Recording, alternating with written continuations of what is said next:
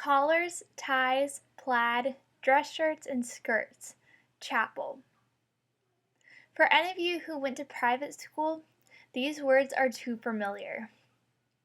Ever since I can remember, there has been an ongoing debate of which is better, private or public.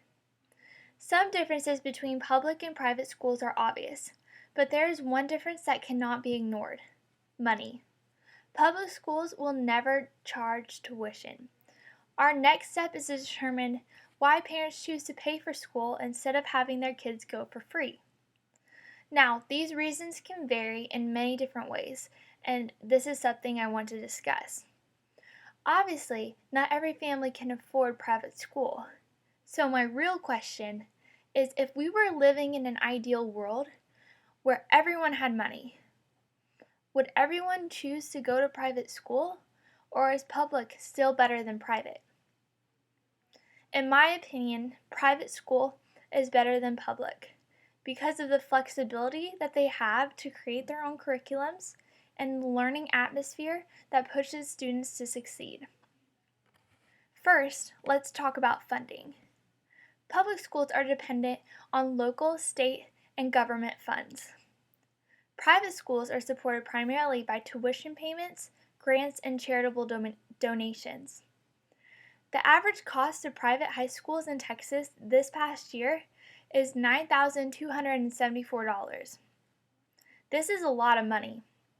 Smart parents would never want to waste their money or spend that amount of money on something that they didn't believe in. So what's the reason for choosing private schools? Well, first, private schools have more flexibility compared to public schools. Private schools do not receive tax revenue. Therefore, they do not have to follow the same regulations and processes that govern public schools. This means that private schools are highly specialized with advanced curriculums.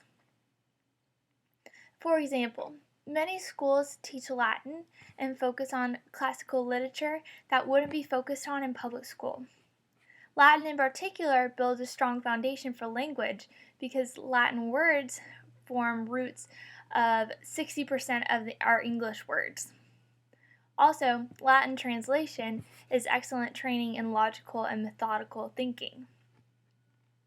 Next, the size of the classes.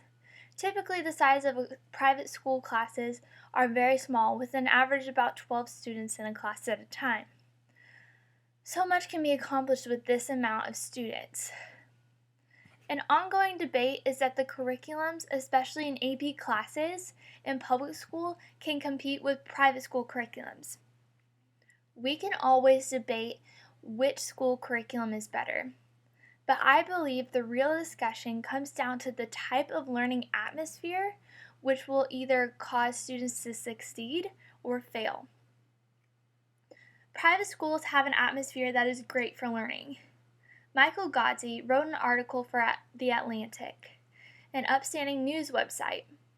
Mr. Godsey is a public school teacher but a private school parent. He chose to teach in public high school because he pitied the children who felt forced to be at school, who felt trapped, as he did at their age. He goes on to talk about a private school class with 15 kids in it. They had their homework successfully reviewed within the first 5 minutes of class. They had their pens and their notepads in front of them without being asked. He was amazed to see that every student was engaged and present. The entire class partook in a discussion, and they laughed when one of the students made a joke about Frederick II. Each student answered a question from the professor at least twice. In that 90-minute class, there were 0 interruptions, 0 yawns, and 0 cell phones. Mr. Godsey concluded that throughout those 90 minutes, they seemed like a group of old friends united by a love of learning. As a teacher himself, the private school teacher didn't have to yell to be heard, and she didn't need to speak too quickly in fear of interruption. Mr. Godsey then compared this private school experience to a public one. He noticed that the teacher was passionate about the subject, and his lesson plans were immaculate and thoughtful. However, during this class time, he was interrupted or distracted by 20 things in a matter of 20 minutes.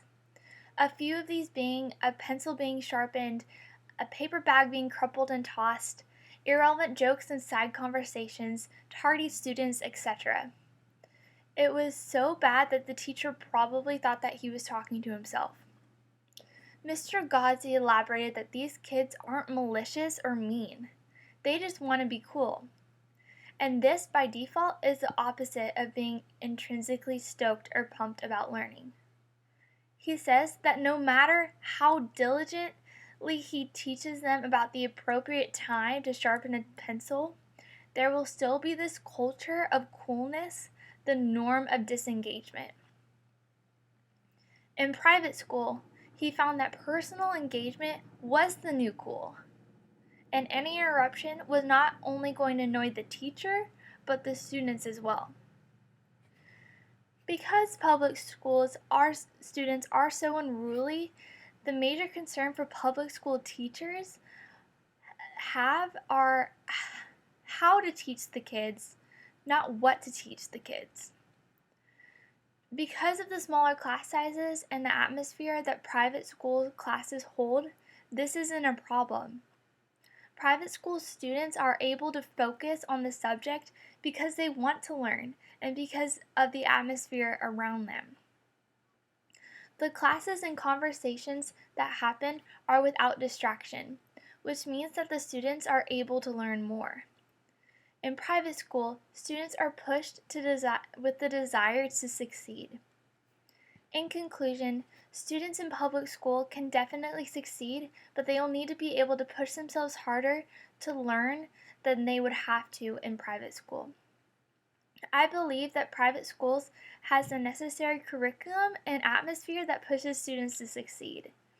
Personally, I went to private school. I had an amazing teacher and an amazing experience, but academically testing as well. I can attest to the fact that I wouldn't have tried as hard if I went to public school or loved learning as much as I do now.